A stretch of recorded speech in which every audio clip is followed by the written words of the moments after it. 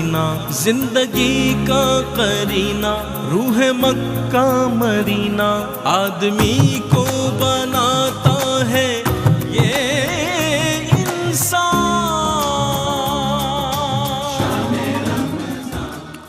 جی ناظرین، آپ کا خیر مقدم ہے. آپ کے مسائل کا حل کے ساتھ ہم آپ کی خدمت میں حاضر ہیں. آپ جانتے ہیں کہ اس سیگمنٹ میں آپ کے سوالات کو شامل کیا جاتا ہے اور قبلہ مفتی محمد اکمل مدنی صاحب جو ہیں وہ آپ کے سوالات کے جوابات عنایت فرماتے ہیں. تو جلدی سے شامل ہو جائیں اس میں آپ نے سوالات کے ساتھ. لیکن ایک گزارش یہ کہ ٹیلی ویژن سیٹ کی آواز بند کر دیجیے گا خدا را، تاکہ آپ کی آواز ہم تک پہنچ جائے اور سوالات بھی پہنچ جائیں. مفتی صاحب، آپ کے پاس جو سوالات ہیں میں چاہتا ہوں ان سے آغاز کرتے ہیں. جی، ایک بہن نے کویشچن کیا تھا کہ میں ان کے اپنے شوہر کی سیکنڈ وائف ہوں جی، اور وہ جو فرسٹ وائف کے ساتھ ہی رہتے ہیں اور تمام معاملات ہوتے ہیں، لیکن 3-4 سال ہو گئے لیکن میرے ساتھ کسی قسم کے اس طرح کے معاملات نہیں ہیں جو زوجین کے مابین ہوتے ہیں، تو کیا وہ گناہگار ہوں گے کہ نہیں؟ تو جی بالکل یہ گناہگار ہوں گے. اگر وہ باوجود قدرت کے اس طرح کے معاملات نہیں کرتے ہیں تو یہ حق کے زوج ہوتا ہے، یعنی بیوی کا بھی حق ہے. یقینی سی بات ہے کہ تقاضائے نفسانی کو حلال طریقے سے پورا کرنے کے لیے اللہ تعالیٰ نے ایک بہترین ذریعہ نکاح رکھا بنایا. صحیح. اور جب وہی اس کا ذریعہ نہیں بنے گا تو لازم ہے کہ شیطان غلبہ پاتا ہے. جی. اور بعض اوقات انسان کے ذہن بے راہ روی کی طرف چلا جاتا ہے. اب اس میں اسی لیے اگر بیوی شوہر کا کہنا نہ مانے تو گناہگار ہوتی ہے. جب شوہر کی طرف سے اقدامات ہو تو یقیناً وہ بھی گناہگار ہوگا. اللہ کی بارگاہ میں توبہ کرنی چاہیے. ٹھیک ہے.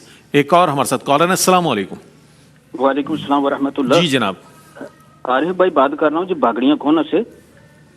وضو کی جو دعائیں ہیں وہ بہت ہی پیاری ہیں. تو بزرگ کہتے ہیں جی ہمیں نا عربی میں ہمیں نہیں یاد کر سکتے، تو ہم کیا اس کو پنجابی یا اردو میں یاد کر سکتے ہیں، پڑھ سکتے ہیں؟ ٹھیک ہے، شامل کرتے ہیں جناب آپ کے سوال کو. بہت شکریہ. ایک اور ہمارے ساتھ کالر ہیں. السلام علیکم. وعلیکم السلام. میرے 4 سوال ہیں. چاروں کر دیجیے. جی، پہلا سوال یہ کہ حج کے دنوں میں سن بلاک استعمال کر سکتے ہیں ایسا جس میں خوشبو نہ ہونے کے برابر ہو؟ دوبارہ کیجیے. حج کے دنوں میں سن بلاکنگ کر سکتے ہیں اگر اس میں خوشبو وغیرہ نہ ہو. آپ کہتے جائیے گا، میں ریپیٹ کر دوں گا تاکہ مفتی صاحب تک صحیح. جی فرمائیے. جی، دوسرا سوال یہ ہے کہ کسی نے تحفے میں ایسی جائے نماز دی ہے جس پر سجدے یا پیشانی رکھنے والی جگہ پر اسی شخص کا نام لکھا ہوا ہے، تو کیا اس کا استعمال درست ہے؟ ٹھیک ہے، یعنی کہ کسی نے جائے نماز دی وہ پہنچ گیا. جی بتائیے. تیسرا جی، تیسرا سوال یہ ہے کہ حج کے دوران کم خوشبو والا موئسچرائزر استعمال کر سکتے ہیں؟ ٹھیک ہے. اور چوتھا سوال؟ اور چوتھا سوال یہ ہے کہ کسی شخص کے رویے سے سب کو اخلاقی اور معاشی مسئلہ ہو تو سب کو اس کے شر سے بچانے کے لیے اگر بیان کرتے ہوئے کچھ کمی بیشی کر دی جائے تو کیا شرعی حکم ہوگا؟ ٹھیک ہے، شامل کرتے ہیں میری بہن. آپ کا بہت شکریہ. ہم مزید کالرز کو بھی شامل کریں گے لیکن ان کے جوابات پہلے لے لیتے ہیں. جی مفتی صاحب کیا کہتے ہیں؟ دیکھیں، وضو کی دعائیں اگر یاد نہ ہوں، یہ بہار شریعت میں لکھا ہے کہ افضل ہے کہ ہر عضو کو دھوتے ہوئے درود پاک پڑھ لیا جائے.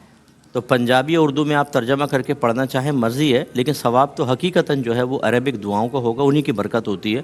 اس سے بہتر پھر آپ درود پاک پڑھ لیں. وہ تو پڑھ ہی لیتا ہے ہر ایک اس کو دھوتے ہوئے.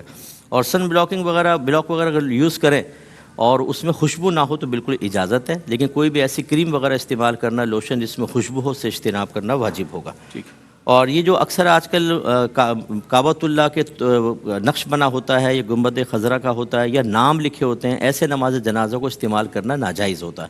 چاہے آپ کی پیشانی وہاں پر لگ رہی ہو، چاہے قدم لگ رہا ہو، لیکن استعمال نہ کریں کیونکہ عرف تہجی ان کا ادب کرنے کی ضرورت ہوتی ہے.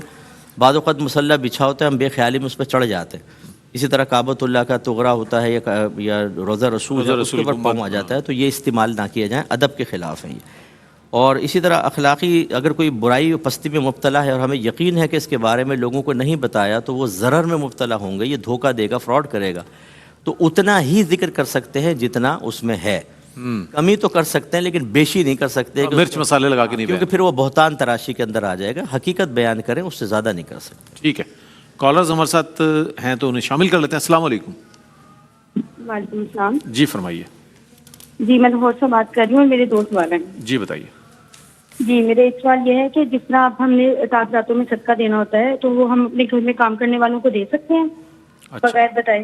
ٹھیک ہے. اور دوسرا سوال؟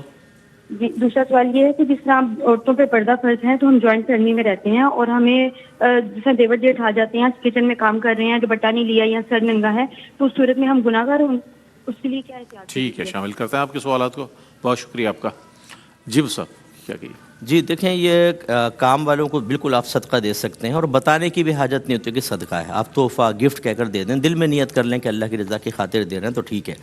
جوائنٹ فیملی سسٹم کے اندر میں ہماری بہنوں کو کافی رعایت حاصل ہوگی. کیونکہ اچانک دیور آ سکتے ہیں، جیٹ جیسے بتا رہی ہیں، لیکن چولہے پہ کام کرتے ہوئے عورت اپنا کپڑا اتار لیتی ہے، بعض اوقات آگ لگنے کا اندیشہ ہوتا ہے، آٹا گوندھ رہے ہیں تو کلائی چڑھائی ہوئی ہے، کپڑے دھو رہے ہیں تو پنڈلیاں تھوڑی سی کھولی ہوئی ہیں شلوار اوپر کی ہوئی تاکہ گیلی نہ ہو جائے، خصوصاً سردیوں میں، اور اس پر کسی کی نگاہ پڑ جاتی ہے تو یہ گناہ نہیں ہے۔ اس میں اصول یاد رکھیں کہ باندیاں جو تھی پہلے دور میں وہ بھی عورت تھیں، اور بعض اوقات تو جو فورنرز ہوتی تھیں وہ انتہائی خوبصورت بھی ہوا کرتی تھیں، گورا رنگ خوبصورت، لیکن شریعت نے چونکہ وہ گھر کے کام کرتی تھیں، انہیں باہر نکلنا تھا تو ان کے پردے میں تخفیف رکھی ہے۔ باندی کی صرف گردن سے لے کر گھٹنے کے نیچے تک کا حصہ بدن چھپانا واجب، باقی پورے ہاتھ کھول سکتی تھی، وہ بال، سر، پنڈلیاں کھول سکتی تھی، کوئی اس میں اس کی گرفت نہیں تھی۔ اس کا مطلب ہے کہ جب ایک عورت کے ساتھ عذر لاحق ہوگا تو شریعت اس کو رعایت دے گی۔ تو ہماری جوائنٹ فیملی سسٹم کے اندر ہماری بہنیں اگر کچن میں کام کر رہی ہیں اور ان کو ایسی نگاہ پڑ گئی تو انشاءاللہ گناہ گار نہیں ہوں گی۔ بلا ضرورت نہ کھولیں، لیکن جو روٹین کے اندر چیزیں ہوتی ہیں اس میں نظر پڑ بھی جائے تو کوئی مسئلہ نہیں۔ ٹھیک ہے، ٹھیک ہے، شامل کرتے ہیں مزید سوالات کو۔ السلام علیکم۔ وعلیکم السلام۔ جی جناب، کیا کہیے گا؟ جی 3 سوال ہیں۔ ایک تو یہ کہ وراثت کے مال میں بینک انٹرسٹ وغیرہ سب مکس ہیں اور مجھے معلوم نہیں ہے، الگ کرنا مشکل ہے، تو اس کو الگ کیسے کریں گے، کیا شرعی حکم ہے؟ ٹھیک ہے۔ دوسرا سوال ہے کہ یورین ڈراپس اگر کپڑے پہ لگ جائیں تو کپڑے کو پاک کر کے خشک کرنا ہوگا یا گیلے میں بھی نماز پڑھ سکتے ہیں؟ اور اسی زمرے میں جو ہے وہ نجاست کا بھی بتا دیجیے۔ اور تیسرا سوال یہ ہے کہ مردے کو تدفین کے وقت تلقین کرنے کا کیا حکم ہے؟ اگر تدفین کے وقت جو ہے وہ نہیں کر سکے تو بعد میں کرنا۔ ٹھیک ہے جناب، شامل کرتا ہے۔ ایک اور کالر ہے۔ السلام علیکم۔ السلام علیکم۔ وعلیکم السلام، سوال بتائیے گا۔ جی میرا یہ سوال ہے، میرے 2 سوال ہیں کہ میں پہلا سوال یہ ہے میرا کہ کمرے کے دروازے کے پیچھے کپڑے لٹکائے جا سکتے ہیں، یہ گناہ تو نہیں ہے؟ دوسرا میرا سوال یہ ہے کہ عشاء کی نماز عشاء کی نماز مکمل کر کے وطر سے پہلے ہم صلاۃ تسبیح نماز پڑھ سکتے ہیں؟ اچھا ٹھیک ہے، ٹھیک، شامل کرتے ہیں آپ کے سوالات کو۔ ایک اور کالر ہیں۔ السلام علیکم ورحمۃ اللہ وبرکاتہ۔ وعلیکم السلام ورحمۃ اللہ وبرکاتہ۔ جناب میں پوچھنا چاہ رہا ہوں کہ عمرہ میں رمل سے کیا مراد ہے؟ رمل کرنے کا طریقہ پلیز بتائیے۔ ٹھیک ہے، ابھی معلوم کرتے ہیں مفتی صاحب سے، بہت شکریہ آپ کا۔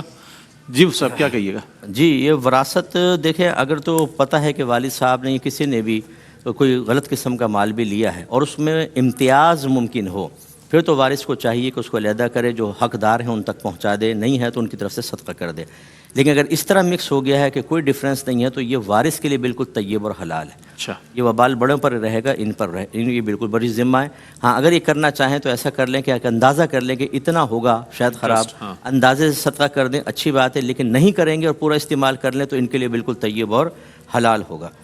اور اگر پیشاب دھویا صاف کیا، کپڑے بھی گیلے ہیں تو وہ پاک ہو چکا ہے، گیلے کپڑے میں کوئی مسئلہ نہیں ہے، خشک کرنا ہی کوئی لازم نہیں ہوگا۔ دیکھیں مردے کو تلقین کا جو حکم ہے نا، یہ جو کہ سرکار کی طرف سے چیزوں کا تعارف پیش ہوا تو جیسے ہوا اسی طرح رکھنا ضروری ہوتا ہے۔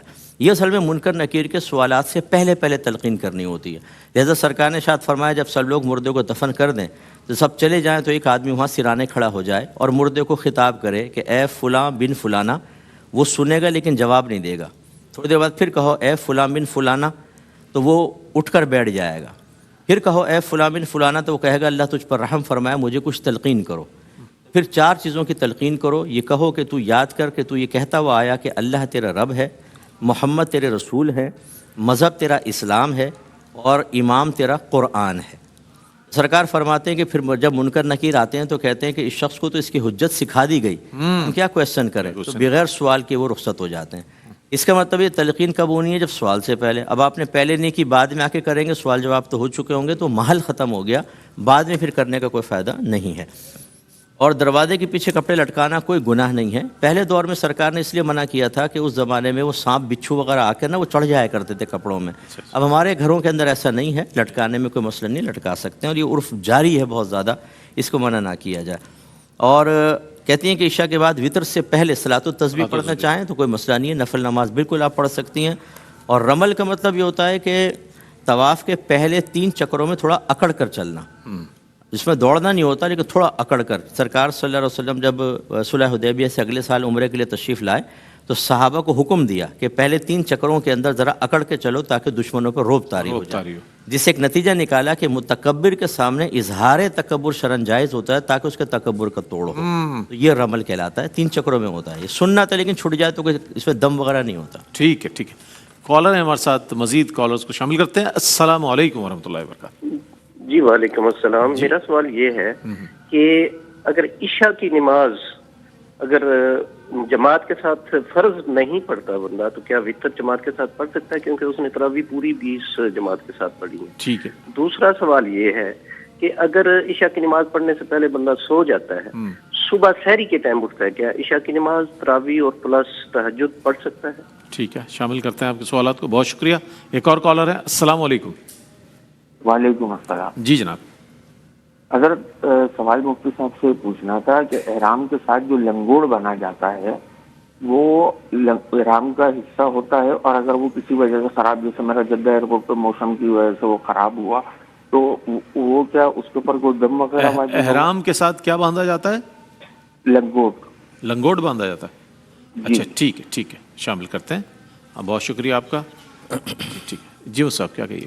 یہ دیکھیں، اگر کسی نے عشاء کی عشاء جماعت سے نہیں پڑھی تو وطر جماعت سے پڑھ سکتا ہے. اس سے پہلے بھی کلام ہوا، اس میں کوئی مسئلہ نہیں، کوئی سخت مسئلہ یہ نہیں ہے. اگرچہ لکھا یہ ہے کہ جس نے عشاء جماعت سے نہیں پڑھی وطر جماعت سے نہ پڑھے، لیکن پڑھ لیں، اور آج کل کے دور میں خاص طور پہ تاکہ جماعت کی موافقت ہو، اس میں کوئی حرج نہیں ہے. دوسرا، عشاء سے پہلے اگر سو گئے اور پھر سحری کے ٹائم آنکھ کھلی تو عشاء اور تراویح تو پڑھنی ہوگی کیونکہ وہ اس کا وقت ہے، لیکن تہجد نہیں ہو سکے گی، کیونکہ تہجد کے لیے شرط ہے کہ عشاء کے فرائض پڑھنے کے بعد سوئیں اور پھر اٹھ کر پڑھیں، تو تہجد نہیں ہو سکے گی. شاید کسی شرعی عذر کے اندر مبتلا ہیں کہ پیشاب کے قطرات آتے ہیں تو لنگوٹ باندھنے کا حکم ہوتا ہے کہ احرام کے نیچے باندھ لیں. تو اگر جیسے فرض کر لیں وہاں پہنچے اور دیکھا کہ اس میں پیشاب کے قطرات آ چکے ہیں تو پہلے اس کو بدلنا ہوگا. بدل لیں یا دھو لیں، اس کے بعد پھر پہن کر پھر آپ طواف وغیرہ کرنا. ٹھیک ہے ٹھیک ہے. مزید کالرز ہیں ہمارے ساتھ. السلام علیکم. اچھا وہ سب جو آپ کے پاس سوالات ہم چاہتے ہیں ان کے بھی جوابات آ جائیں. ایک بھائی نے فرمایا تھا کہ ہم رمضان میں عمرہ کریں یا کسی غریبوں کو راشن وغیرہ ڈال دیں، اس میں افضل کیا ہوتا ہے؟ دیکھیں، دونوں چیزیں ہوتی ہیں. آپ عمرہ بعض اوقات ایسا ہوتا ہے کہ انسان سے ایسی خطائیں اور گناہ ہو جاتے ہیں سال بھر کے اندر کہ رمضان کے اندر ایک بڑی فضیلت بھی ہے، ہر عمل کا ثواب زیادہ ہے، اور نبی کریم صلی اللہ علیہ وسلم نے فرمایا جس نے رمضان میں عمرہ کیا اس نے گویا کہ میرے ساتھ حج کیا. اتنی بڑی فضیلت ہے. اور پھر بارگاہ رسالت میں وَلَوْ أَنَّهُمْ إِذْ ظَلَمُوا أَنفُسَهُمْ جاؤ کہ اگر تم گناہ کر بیٹھو سرکار کی بارگاہ میں حاضر ہو جاؤ، استغفار کرو. یہ نبی بھی استغفار کریں، لَوَجَدُوا اللَّهَ تَوَّابًا رَحِيمًا، تم اللہ کو بہت بخشنے والا مہربان پاؤ گے. اگر اس طرح کے معاملات ہیں تو چلیں ٹھیک ہے، اس کو فوقیت دے دیں. ورنہ اگر ہر سال کرتے رہتے ہیں تو بہت بہتر ہے کہ کسی غریب کی مدد کریں. اگر واقعی کوئی بہت ہی تنگ دست ہے، اس کی عید اچھی ہو جائے گی، اس کا گزارا اچھا ہو جائے گا، تو عمرے کو پھر چھوڑ کر ان کی مدد کرنی چاہیے. 2 کالر اور ہیں، انہیں بھی شامل کر لیتے ہیں. السلام علیکم. وعلیکم السلام. جی جناب فرمائیے گا، سوال بتائیے. جی سوال مفتی صاحب سے ہے کہ اگر ظہر کی نماز کا ٹائم تقریباً 5 منٹ رہ گیا ہو تو پہلے فرض پڑھ لیے جائیں اور سنت اور نوافل بعد میں پڑھ لیے جائیں، تو ایسا کرنا ٹھیک ہے؟ ٹھیک ہے جناب، شامل کرتے ہیں. ایک اور کالر ہے. السلام علیکم. وعلیکم السلام. جی فرمائیے. جی میرا سوال یہ ہے کہ جو ہمارے پاس زکوٰۃ کی رقم اکٹھی ہوتی ہے، اگر ہم وہ یکمشت کسی کو ادا نہ کر سکے، یعنی جس دن 12 سال پورا ہوا ہے اس دن فرض کریں کہ 5 لاکھ روپیہ ہمارے اوپر فرض ہے زکوٰۃ دینا، تو اگر ہم وہ ایک ہی دن میں 5 لاکھ ادا نہ کر سکے اور سارا سال میں تھوڑی تھوڑی کر کے، بعض لوگوں کا ہمیں معلوم بھی ہے کہ وہ ہم سے مانگنے آتے رہتے ہیں، ان کو ادا کرتے رہیں، تو کیا ایسا ہی کرنا جائز ہے؟ ٹھیک ہے، شامل کرتے ہیں آپ کے سوال کو. بہت شکریہ. جی وہ صاحب کیا کہیے گا؟ جی ظہر میں اگر صرف 5 منٹ باقی ہیں، یعنی اتنا وقت تنگ ہو گیا کہ فرض ادا کر سکتے ہیں، تو فرض کو ہی فوقیت دیں گے، سنن نوافل کو نہیں. اب اگر وقت نکل گیا تو سنن نوافل کی تو قضا نہیں ہوتی، پھر چھوڑ ہی دیں. اور زکوٰۃ جو ہے اگر آپ نے کسی ایک شخص کو معین کر لیا کہ پورے سال میں تھوڑا تھوڑا اس کو دیتے رہیں گے، یہ مناسب نہیں ہوتا، کیونکہ جب آپ کی زکوٰۃ آپ پہ فرض ہو گئی، آپ کو ادا کرنی ہے، آپ نے اس کے لیے روک کے رکھے اور اسی حالت میں آپ کا انتقال ہو گیا، وہ مال وراثت بن جائے گا اور آپ اس کو ادا نہیں کر سکیں گے. اس کو جتنی دینی ہے دیں، اور باقی تمام کے تمام فوراً سے پیشتر اس کو آپ صدقہ کریں. اور بھی بہت سارے مستحق ہیں، کسی ایک کو ٹارگٹ نہ بنایا جائے تاکہ زیادہ سے زیادہ لوگوں کو آپ کے پیسے سے فائدہ پہنچے. ٹھیک ہے، بہت شکریہ مفتی صاحب، آپ تشریف لاتے ہیں اور سوالات کے جوابات عنایت فرماتے ہیں. ناظرین محترم، یہ سلسلہ جو ہے آپ کے سوالات کا اور یہ جوابات کا سلسلہ انتہائی رمضان تک جاری ساری رہے گا. مفتی صاحب تشریف فرما ہوں گے, آپ کے سوالات لیے جائیں گے اور ان کے جوابات دیے جائیں گے براہ راست. پہلے سے تیاری کر لیا کریں تاکہ آپ کے زیادہ سے زیادہ سوالات کو ہم شامل کر سکیں. اگلا جو سیگمنٹ ہے ناظرین محترم وہ اظہار عقیدت کا ہے, اس کے ساتھ آپ کی خدمت میں حاضر ہوں گے. ایک وقفہ ہے, وقفے کے بعد ملتے ہیں, ہمارے ساتھ رہیے گا. رحمتوں کا مہینہ, عظمتوں کا سفینہ, زندگی کا قرینہ, روح مکہ مدینہ, آدمی کو بنا